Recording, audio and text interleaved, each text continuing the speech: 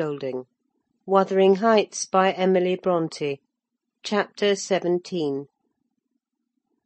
That Friday made the last of our fine days for a month.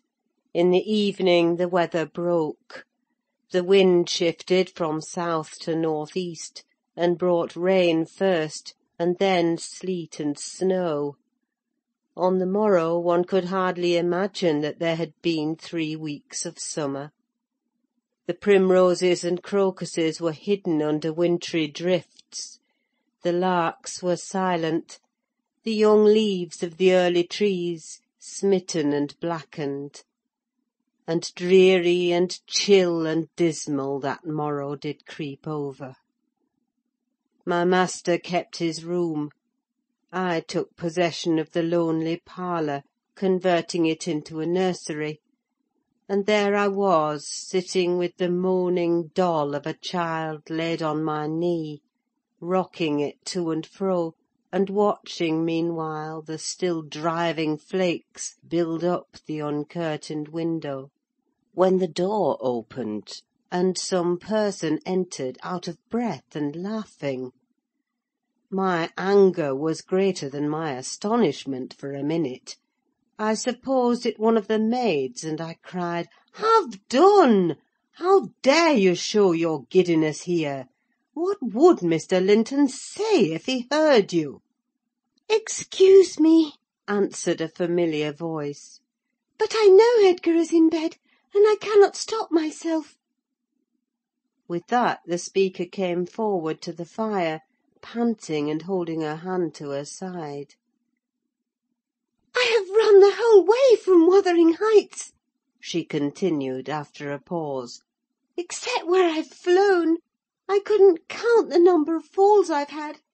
Oh, I'm aching all over. Don't be alarmed. There shall be an explanation as soon as I can give it. Only just have the goodness to step out and order the carriage to take me on to Gimmerton, and tell a servant to seek up a few clothes in my wardrobe." The intruder was Mrs. Heathcliff. She certainly seemed in no laughing predicament. Her hair streamed on her shoulders, dripping with snow and water. She was dressed in the girlish dress she commonly wore, befitting her age more than her position, a low frock with short sleeves, and nothing on either head or neck. The frock was of light silk, and clung to her with wet, and her feet were protected merely by thin slippers. Add to this a deep cut under one ear, which only the cold prevented from bleeding profusely, a white face scratched and bruised, and a frame hardly able to support itself through fatigue; and you may fancy my first fright was not much allayed when I had had leisure to examine her. "My dear young lady," I exclaimed, "I'll stir nowhere and hear nothing till you have removed every article of your clothes and put on dry things. And certainly you shall not go to Gimmerton to-night, so it is needless to order the carriage." "Certainly I shall," she said, "walking or riding. Yet I've no objection to dress myself decently. And see how it flows down my neck now! The fire does make it smart." She insisted on my fulfilling her directions before she would let me touch her, and not till after the coachman had been instructed to get ready, and a maid set to pack up some necessary attire, did I obtain her consent for binding the wound, and helping to change her garments. "Now, Ellen," she said, when my task was finished, and she was seated in an easy-chair on the hearth, with a cup of tea before her, "you sit down opposite me and put poor Catherine's baby away. I don't like to see it. You mustn't think I care little for Catherine, because I behaved so foolishly on entering. I've cried too, bitterly. Yes, more than any one else has reason to cry. We parted unreconciled, you remember, and I shan't forgive myself. But for all that, I was not going to sympathise with him, the brute beast. Oh, give me the poker! This is the last thing of his I have about me. She slipped the gold ring from her third finger and threw it on the floor. I'll smash it, she continued, striking it with childish spite. and then I'll burn it. And she took and dropped the misused article among the coals. There, he shall buy another if he gets me back again. He'd be capable of coming to seek me, to tease Edgar. I dare not stay, lest that notion should possess his wicked head. And besides, Edgar has not been kind, has he? And I won't come suing for his assistance, nor will I bring him into more trouble. Necessity compelled me to seek shelter here, though if I had not learned he was out of the way, I'd have halted at the kitchen, washed my face, warmed myself, got you to bring what I wanted, and departed again to anywhere out of the reach of my of that incarnate goblin. Ah, he was in such a fury! If he had caught me, it's a pity Earnshaw is not his match in strength. I wouldn't have run till I'd seen him all but demolished, had Hindley been able to do it. Well, don't talk so fast, miss, I interrupted. You'll disorder the handkerchief I've tied round your face and make the cut bleed again. Drink your tea and take breath, and give over laughing. Laughter is sadly out of place under this roof, and in your condition. An undeniable truth, she replied. Listen to that child. It maintains a constant wail. Send it out of my hearing for an hour. I shan't stay any longer. I rang the bell and committed it to a servant's care. And then I inquired what had urged her to escape from Wuthering Heights in such an unlikely plight, and where she meant to go, as she refused remaining with us. I ought and I wished to remain, answered she. To cheer Edgar and take care of the baby, for two things, and because the Grange is my right home. But I tell you he wouldn't let me. Do you think he could bear to see me grow fat and merry? Could bear to think that we were tranquil, and not resolve on poisoning our comfort? Now I have the satisfaction of being sure that he detests me, to the point of its annoying him seriously to have me within earshot or eyesight. I notice, when I enter his presence, the muscles of his countenance are involuntarily distorted into an expression of hatred, partly arising from his knowledge of the good causes I have to feel that sentiment for him, and partly from original aversion. It is strong enough to make me feel pretty certain that he would not chase me over England, supposing I contrived a clear escape, and therefore I must get quite away. I've recovered from my first desire to be killed by him. I'd rather he killed himself. He has extinguished my love effectually, and so I'm at my ease. I can recollect yet how I loved him, and can dimly imagine that I could still be loving him if... No, no! Even if he had doted on me, the devilish nature would have revealed its existence somehow. Catherine had an awfully perverted taste to esteem him so dearly, knowing him so well. Monster! Would that he could be blotted out of creation and out of my memory. Hush, hush! He's a human being, I said. Be more charitable. There are worse men than he is yet. He's not a human being, she retorted, and he has no claim on my charity. I gave him my heart, and he took and pinched it to death and flung it back to me.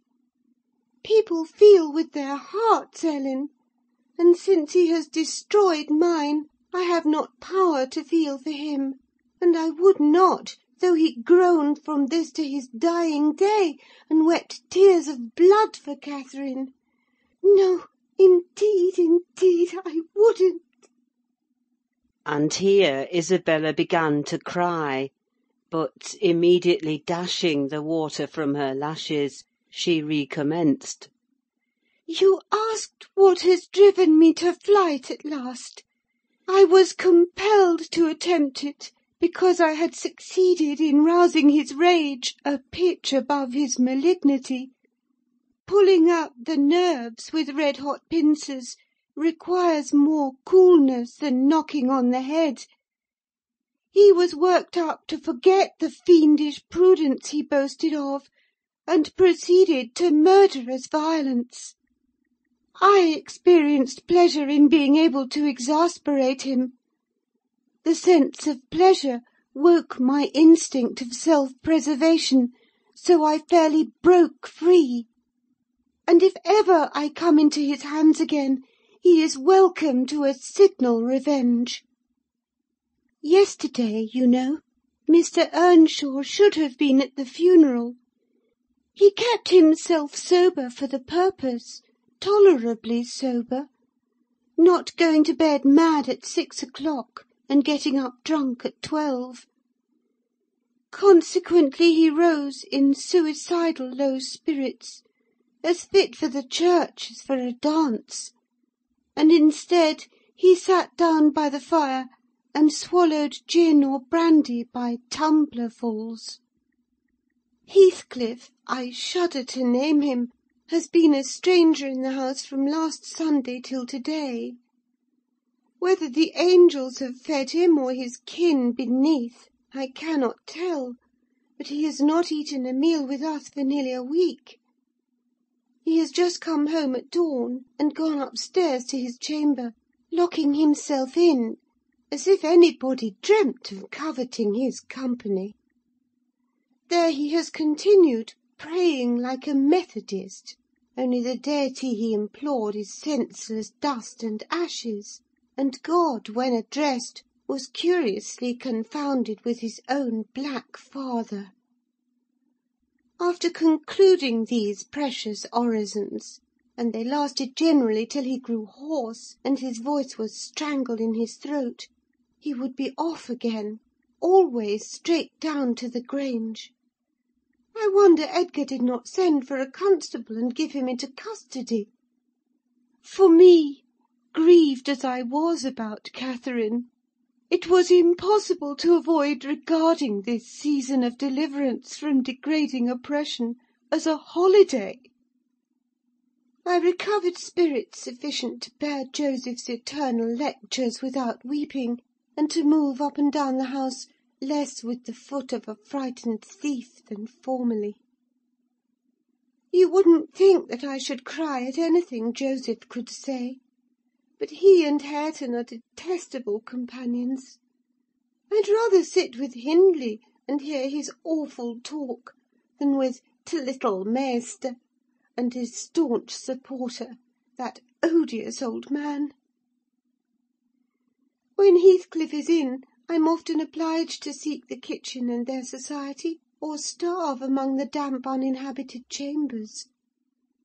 When he is not, as was the case this week, I establish a table and chair at one corner of the house fire, and never mind how Mr. Earnshaw may occupy himself, and he does not interfere with my arrangements. He is quieter now than he used to be, if no one provokes him; more sullen and depressed, and less furious. Joseph affirms he's sure he's an altered man, that the Lord has touched his heart, and he is saved so as by fire. I'm puzzled to detect signs of the favourable change, but it is not my business. Yesterday evening I sat in my nook reading some old books till late on towards 12. It seemed so dismal to go upstairs, with the wild snow blowing outside, and my thoughts continually reverting to the kirkyard and the new-made grave. I dared hardly lift my eyes from the page before me, that melancholy scene so instantly usurped its place. Hindley sat opposite, his head leant on his hand, perhaps meditating on the same subject. He had ceased drinking at a point below irrationality, and had neither stirred nor spoken during 2 or 3 hours. There was no sound through the house but the moaning wind which shook the windows every now and then, the faint crackling of the coals, and the click of my snuffers as I removed at intervals the long wick of the candle. Hareton and Joseph were probably fast asleep in bed. It was very, very sad; and while I read I sighed, for it seemed as if all joy had vanished from the world, never to be restored. The doleful silence was broken at length by the sound of the kitchen latch. Heathcliff had returned from his watch earlier than usual, owing, I suppose, to the sudden storm. That entrance was fastened, and we heard him coming round to get in by the other. I rose, with an irrepressible expression of what I felt on my lips, which induced my companion, who had been staring towards the door, to turn and look at me. "I'll keep him out 5 minutes," he exclaimed. "You won't object?" "No, you may keep him out the whole night for me," I answered. "Do put the key in the lock, and draw the bolts." Earnshaw accomplished this ere his guest reached the front. He then came and brought his chair to the other side of my table, leaning over it, and searching in my eyes for a sympathy with the burning hate that gleamed from his. As he both looked and felt like an assassin, he couldn't exactly find that; but he discovered enough to encourage him to speak. "You and I," he said, "have each a great debt to settle with the man out yonder. If we were neither of us cowards, we might combine to discharge it. Are you as soft as your brother? Are you willing to endure to the last, and not once attempt a repayment?" "I'm weary of enduring now," I replied, "and I'd be glad of a retaliation that wouldn't recoil on myself. But treachery and violence are spears pointed at both ends. They wound those who resort to them worse than their enemies." "Treachery and violence are a just return for treachery and violence," cried Hindley. "Mrs. Heathcliff, I'll ask you to do nothing, but sit still and be dumb. Tell me now, can you?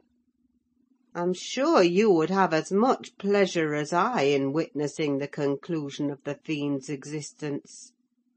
He'll be your death unless you overreach him, and he'll be my ruin. Damn the hellish villain! He knocks at the door as if he were master here already. Promise to hold your tongue, and before that clock strikes (it wants 3 minutes of 1), you're a free woman." He took the implements which I described to you in my letter from his breast, and would have turned down the candle. I snatched it away, however, and seized his arm. "I'll not hold my tongue," I said. "You mustn't touch him. Let the door remain shut, and be quiet." "No, I've formed my resolution, and by God I'll execute it!" cried the desperate being. "I'll do you a kindness in spite of yourself, and Hareton justice, and you needn't trouble your head to screen me. Catherine is gone. Nobody alive would regret me, or be ashamed, though I cut my throat this minute, and it's time to make an end." I might as well have struggled with a bear, or reasoned with a lunatic. The only resource left me was to run to a lattice and warn his intended victim of the fate which awaited him. "You'd better seek shelter somewhere else to-night," I exclaimed, in rather a triumphant tone. Mr. Earnshaw has a mind to shoot you if you persist in endeavouring to enter. You'd better open the door, you...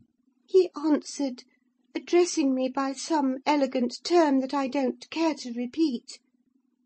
I shall not meddle in the matter, I retorted again. Come in and get shot, if you please. I've done my duty. With that I shut the window and returned to my place by the fire, having too small a stock of hypocrisy at my command to pretend any anxiety for the danger that menaced him. Earnshaw swore passionately at me, affirming that I loved the villain yet, and calling me all sorts of names for the base spirit I evinced.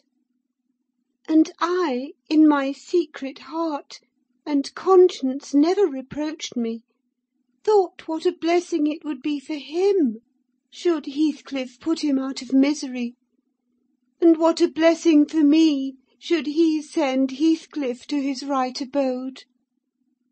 As I sat nursing these reflections, the casement behind me was banged on to the floor by a blow from the latter individual, and his black countenance looked blightingly through.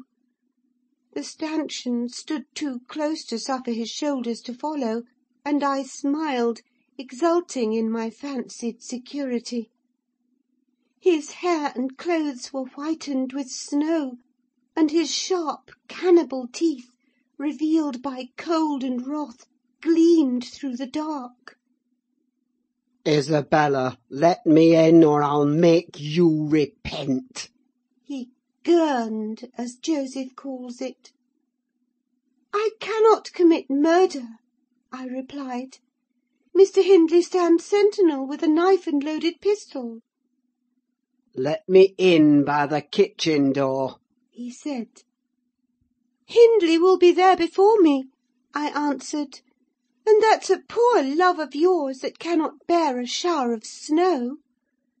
We were left at peace in our beds as long as the summer moon shone, but the moment a blast of winter returns, you must run for shelter.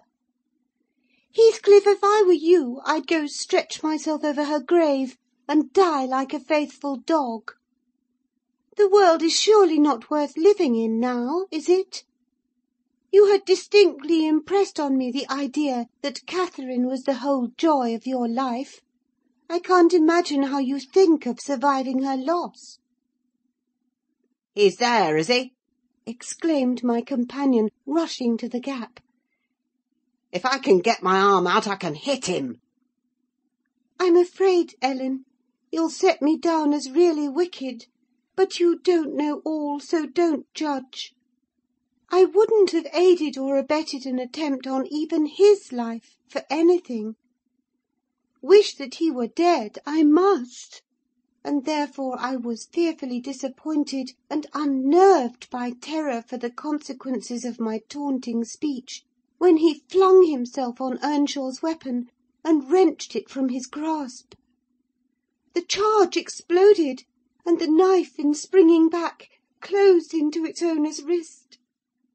Heathcliff pulled it away by main force, slitting up the flesh as it passed on, and thrust it, dripping, into his pocket. He then took a stone, struck down the division between two windows, and sprang in. His adversary had fallen senseless with excessive pain, and the flow of blood that gushed from an artery or a large vein. The ruffian kicked and trampled on him, and dashed his head repeatedly against the flags, holding me with one hand meantime to prevent me summoning Joseph. He exerted preterhuman self-denial in abstaining from finishing him completely, but getting out of breath he finally desisted, and dragged the apparently inanimate body on to the settle. There he tore off the sleeve of Earnshaw's coat, and bound up the wound with brutal roughness, spitting and cursing during the operation as energetically as he had kicked before. Being at liberty, I lost no time in seeking the old servant, who, having gathered by degrees the purport of my hasty tale, hurried below, gasping as he descended the steps 2 at once. "What is there to do now? What is there to do now?" "There's this to do," thundered Heathcliff. "that your master's mad, and should he last another month, I'll have him to an asylum. And how the devil did you come to fasten me out, you toothless hound? Don't stand muttering and mumbling there. Come, I'm not going to nurse him. Wash that stuff away, and mind the sparks of your candle, it's more than half brandy." "And so you've been murthering on him!" exclaimed Joseph, lifting his hands and eyes in horror. "If ever I seed a sight like this, may the Lord—" Heathcliff gave him a push on to his knees in the middle of the blood, and flung a towel to him; but instead of proceeding to dry it up, he joined his hands and began a prayer, which excited my laughter from its odd phraseology. I was in the condition of mind to be shocked at nothing. In fact, I was as reckless as some malefactors show themselves at the foot of the gallows. "Oh, I forgot you," said the tyrant. "You shall do that. Down with you! And you conspire with him against me, do you, viper? There, that is work fit for you." He shook me till my teeth rattled, and pitched me beside Joseph, who steadily concluded his supplications, and then rose, vowing he would set off for the Grange directly. Mr. Linton was a magistrate, and though he had 50 wives dead, he should inquire into this. He was so obstinate in his resolution that Heathcliff deemed it expedient to compel from my lips a recapitulation of what had taken place, standing over me, heaving with malevolence, as I reluctantly delivered the account in answer to his questions. It required a great deal of labour to satisfy the old man that Heathcliff was not the aggressor, especially with my hardly wrung replies. However, Mr. Earnshaw soon convinced him that he was alive still. Joseph hastened to administer a dose of spirits, and by their succour his master presently regained motion and consciousness. Heathcliff, aware that his opponent was ignorant of the treatment received while insensible, called him deliriously intoxicated, and said that he should not notice his atrocious conduct further, but advised him to get to bed.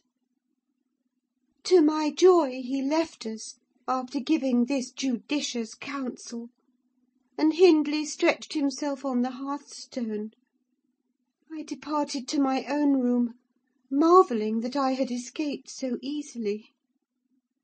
This morning, when I came down, about half an hour before noon, Mr. Earnshaw was sitting by the fire, deadly sick.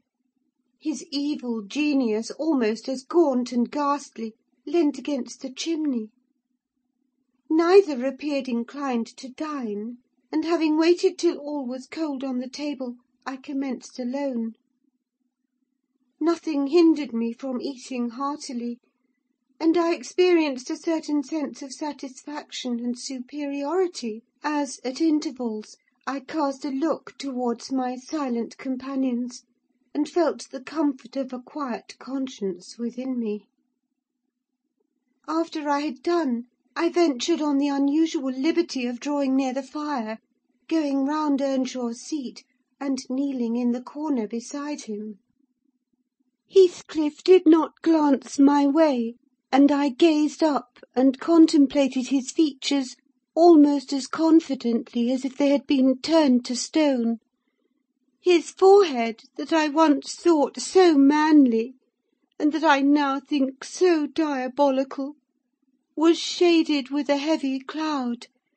His basilisk eyes were nearly quenched by sleeplessness, and weeping, perhaps, for the lashes were wet then. His lips, devoid of their ferocious sneer, and sealed in an expression of unspeakable sadness, Had it been another, I would have covered my face in the presence of such grief. In his case, I was gratified, and, ignoble as it seems to insult a fallen enemy, I couldn't miss this chance of sticking in a dart. His weakness was the only time when I could taste the delight of paying wrong for wrong. "Fie, fie, miss!" I interrupted. "One might suppose you had never opened a Bible in your life. If God afflict your enemies, surely that ought to suffice you. It is both mean and presumptuous to add your torture to his." "In general, I'll allow that it would be, Ellen," she continued. "But what misery laid on Heathcliff could content me, unless I have a hand in it? I'd rather he suffered less, if I might cause his sufferings, and he might know that I was the cause. Oh, I owe him so much! On only one condition can I hope to forgive him. It is if I may take an eye for an eye, a tooth for a tooth; for every wrench of agony return a wrench. Reduce him to my level. As he was the first to injure, make him the first to implore pardon. And then, why then, Ellen, I might show you some generosity. But it is utterly impossible I can ever be revenged, and therefore I cannot forgive him." Hindley wanted some water, and I handed him a glass, and asked him how he was. "Not as ill as I wish," he replied. "but leaving out my arm, every inch of me is as sore as if I had been fighting with a legion of imps." "Yes, no wonder," was my next remark. "Catherine used to boast that she stood between you and bodily harm. She meant that certain persons would not hurt you for fear of offending her.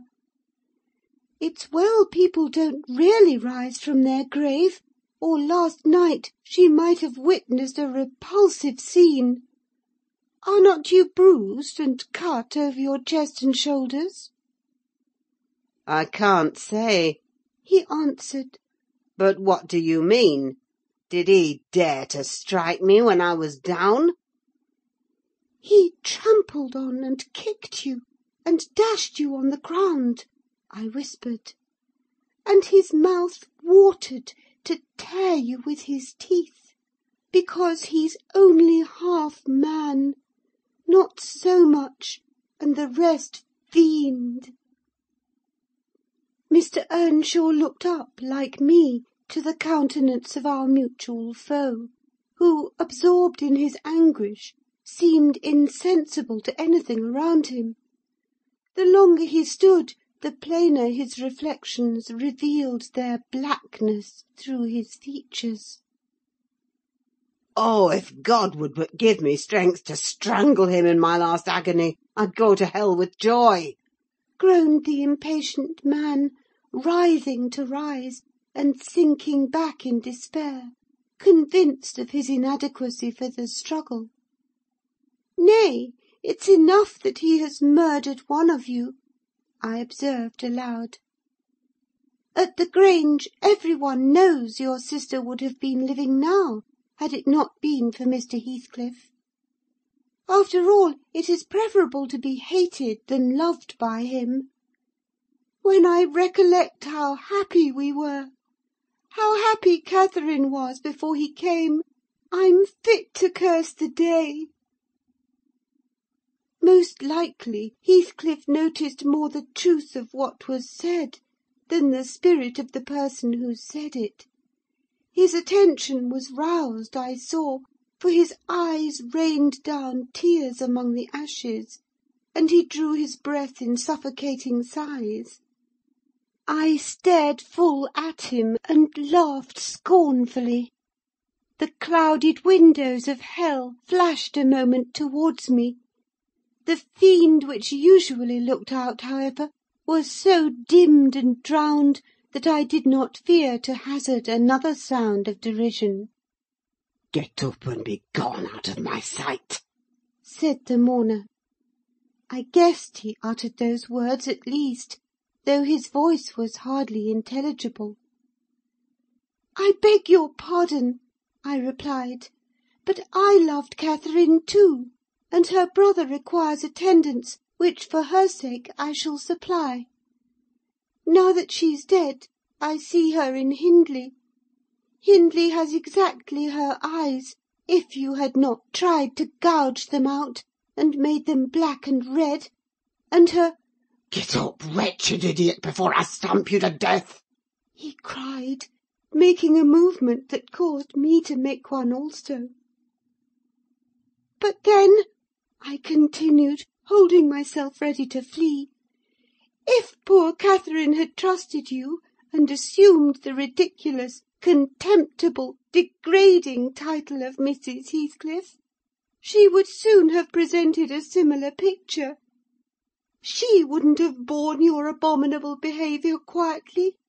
Her detestation and disgust must have found voice." The back of the settle and Earnshaw's person interposed between me and him; so instead of endeavouring to reach me, he snatched a dinner knife from the table and flung it at my head. It struck beneath my ear, and stopped the sentence I was uttering; but pulling it out, I sprang to the door and delivered another, which I hope went a little deeper than his missile. The last glimpse I caught of him was a furious rush on his part, checked by the embrace of his host, and both fell locked together on the hearth. In my flight through the kitchen, I bid Joseph speed to his master.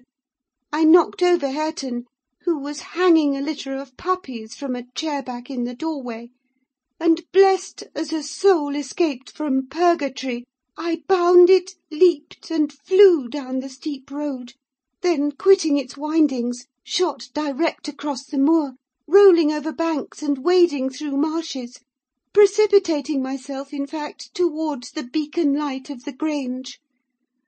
And far rather would I be condemned to a perpetual dwelling in the infernal regions than, even for one night, abide beneath the roof of Wuthering Heights again. Isabella ceased speaking, and took a drink of tea. Then she rose, and bidding me put on her bonnet and a great shawl I had brought, and turning a deaf ear to my entreaties for her to remain another hour, she stepped on to a chair, kissed Edgar's and Catherine's portraits, bestowed a similar salute on me, and descended to the carriage, accompanied by Fanny, who yelped wild with joy at recovering her mistress. She was driven away, never to revisit this neighbourhood; but a regular correspondence was established between her and my master, when things were more settled. I believe her new abode was in the south, near London. There she had a son born a few months subsequent to her escape. He was christened Linton, and from the first she reported him to be an ailing, peevish creature. Mr. Heathcliff, meeting me one day in the village, inquired where she lived. I refused to tell. He remarked that it was not of any moment, only she must beware of coming to her brother. She should not be with him, if he had to keep her himself. Though I would give no information, he discovered, through some of the other servants, both her place of residence and the existence of the child. Still, he didn't molest her, for which forbearance she might thank his aversion, I suppose. He often asked about the infant when he saw me, and on hearing its name, smiled grimly, and observed, "They wish me to hate it too, do they?" "I don't think they wish you to know anything about it," I answered. "But I'll have it," he said. when I want it. They may reckon on that. Fortunately, its mother died before the time arrived, some 13 years after the decease of Catherine, when Linton was 12 or a little more. On the day succeeding Isabella's unexpected visit, I had no opportunity of speaking to my master. He shunned conversation, and was fit for discussing nothing. When I could get him to listen, I saw it pleased him that his sister had left her husband, whom he abhorred with an intensity which the mildness of his nature would scarcely seem to allow. So deep and sensitive was his aversion, that he refrained from going anywhere where he was likely to see or hear of Heathcliff. Grief, and that together, transformed him into a complete hermit. He threw up his office of magistrate, ceased even to attend church, avoided the village on all occasions, and spent a life of entire seclusion within the limits of his park and grounds, only varied by solitary rambles on the moors, and visits to the grave of his wife, mostly at evening, or early morning before other wanderers were abroad. But he was too good to be thoroughly unhappy long. He didn't pray for Catherine's soul to haunt him. Time brought resignation, and a melancholy sweeter than common joy. He recalled her memory with ardent, tender love, and hopeful aspiring to the better world, where he doubted not she was gone. And he had earthly consolation and affections also. For a few days, I said, he seemed regardless of the puny successor to the departed. That coldness melted as fast as snow in April, and ere the tiny thing could stammer a word or totter a step, it wielded a despot's sceptre in his heart. It was named Catherine, but he never called it the name in full, as he had never called the first Catherine short. Probably because Heathcliff had a habit of doing so. The little one was always Cathy. It formed to him a distinction from the mother, and yet a connection with her, and his attachment sprang from its relation to her far more than from its being his own. I used to draw a comparison between him and Hindley Earnshaw, and perplex myself to explain satisfactorily why their conduct was so opposite in similar circumstances. They had both been fond husbands, and were both attached to their children, and I could not see how they shouldn't both have taken the same road, for good or evil. But I thought in my mind, Hindley, with apparently the stronger head, has shown himself sadly the worse and the weaker man. When his ship struck, the captain abandoned his post, and the crew, instead of trying to save her, rushed into riot and confusion, leaving no hope for their luckless vessel. Linton, on the contrary, displayed the true courage of a loyal and faithful soul. He trusted God, and God comforted him. One hoped, and the other despaired. They chose their own lots, and were righteously doomed to endure them. But you'll not want to hear my moralising, Mr. Lockwood. You'll judge as well as I can all these things. At least you'll think you will, and that's the same. The end of Earnshaw was what might have been expected. It followed fast on his sister's. There were scarcely 6 months between them. We at the Grange never got a very succinct account of his state preceding it. All that I did learn was on occasion of going to aid in the preparations for the funeral. Mr. Kenneth came to announce the event to my master. "Well, Nelly," said he, riding into the yard one morning, too early not to alarm me with an instant presentiment of bad news, "it's yours and my turn to go into mourning at present. Who's given us the slip now, do you think?" Who? I asked in a flurry. "Why, guess," he returned, dismounting, and slinging his bridle on a hook by the door. "And nip up the corner of your apron. I'm certain you'll need it." "Not Mr. Heathcliff, surely?" I exclaimed. "What, would you have tears for him?" said the doctor. "No, Heathcliff's a tough young fellow. He looks blooming to-day. I've just seen him. He's rapidly regaining flesh since he lost his better half." "Who is it, then, Mr. Kenneth?" I repeated impatiently. "Hindley Earnshaw, your old friend Hindley," he replied, "and my wicked gossip, though he's been too wild for me this long while. There, I said we should draw water; but cheer up, he died true to his character, drunk as a lord. Poor lad! I'm sorry too. One can't help missing an old companion. Though he had the worst tricks with him that ever man imagined, and has done me many a rascally turn. He's barely 27, it seems. That's your own age. Who would have thought you were born in one year?" I confess this blow was greater to me than the shock of Mrs. Linton's death. Ancient associations lingered round my heart. I sat down in the porch and wept as for a blood relation, desiring Mr. Kenneth to get another servant to introduce him to the master. I could not hinder myself from pondering on the question, had he had fair play? Whatever I did, that idea would bother me.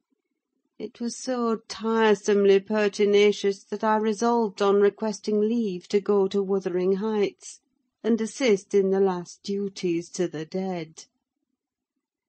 Mr. Linton was extremely reluctant to consent, but I pleaded eloquently for the friendless condition in which he lay, and I said my old master and foster brother had a claim on my services as strong as his own.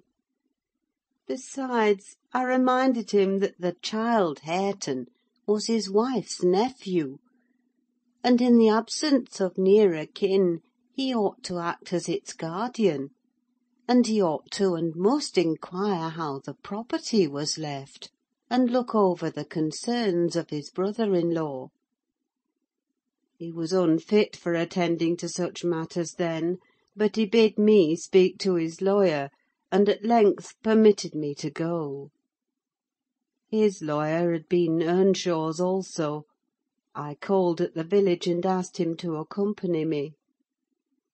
He shook his head, and advised that Heathcliff should be let alone, affirming, if the truth were known, Hareton would be found little else than a beggar. "His father died in debt," he said. "The whole property is mortgaged, and the sole chance for the natural heir is to allow him an opportunity of creating some interest in the creditor's heart, that he may be inclined to deal leniently towards him." When I reached the Heights, I explained that I had come to see everything carried on decently, and Joseph, who appeared in sufficient distress, expressed satisfaction at my presence. Mr. Heathcliff said he did not perceive that I was wanted, but I might stay and order the arrangements for the funeral, if I chose. "Correctly," he remarked. "That fool's body should be buried at the cross-roads without ceremony of any kind. I happened to leave him 10 minutes yesterday afternoon, and in that interval he fastened the 2 doors of the house against me, and he has spent the night in drinking himself to death deliberately. We broke in this morning, for we heard him sporting like a horse, and there he was, laid over the settle. Flaying and scalping would not have wakened him. I sent for Kenneth, and he came, but not till the beast had changed into carrion. He was both dead and cold and stark, and so you'll allow it was useless making more stir about him. The old servant confirmed this statement, but muttered, "I'd rayther he'd gone himself at doctor. I sud ha' ta'en tent at th' maister better nor him, and he warn't dead when I left, nought o' th' sort." I insisted on the funeral being respectable. Mr. Heathcliff said I might have my own way there too, only he desired me to remember that the money for the whole affair came out of his pocket. He maintained a hard, careless deportment, indicative of neither joy nor sorrow. If anything, it expressed a flinty gratification at a piece of difficult work successfully executed. I observed once, indeed, something like exultation in his aspect. It was just when the people were bearing the coffin from the house. He had the hypocrisy to represent a mourner, and previous to following with Hareton, he lifted the unfortunate child onto the table, and muttered with peculiar gusto, "Now, my bonny lad, you are mine, and we'll see if one tree won't grow as crooked as another, with the same wind to twist it." The unsuspecting thing was pleased at this speech. He played with Heathcliff's whiskers and stroked his cheek, but I divined its meaning, and observed tartly, "That boy must go back with me to Thrushcross Grange, sir. There is nothing in the world less yours than he is." "Does Linton say so?" he demanded. "Of course, he has ordered me to take him," I replied.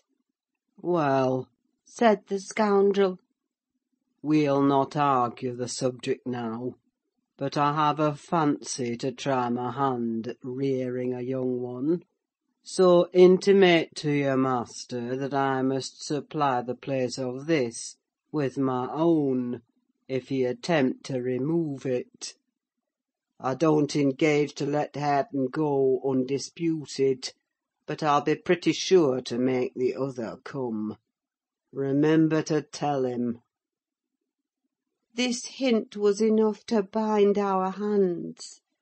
I repeated its substance on my return, and Edgar Linton, little interested at the commencement, spoke no more of interfering. I'm not aware that he could have done it to any purpose, had he been ever so willing. The guest was now the master of Wuthering Heights. He held firm possession, and proved to the attorney, who in his turn proved it to Mr. Linton, that Earnshaw had mortgaged every yard of land he owned for cash to supply his mania for gaming, and he, Heathcliff, was the mortgagee. In that manner, Hareton, who should now be the first gentleman in the neighbourhood, was reduced to a state of complete dependence on his father's inveterate enemy, and lives in his own house as a servant, deprived of the advantage of wages, quite unable to right himself because of his friendlessness and his ignorance that he has been wronged. End of chapter 17. Recording by Ruth Golding.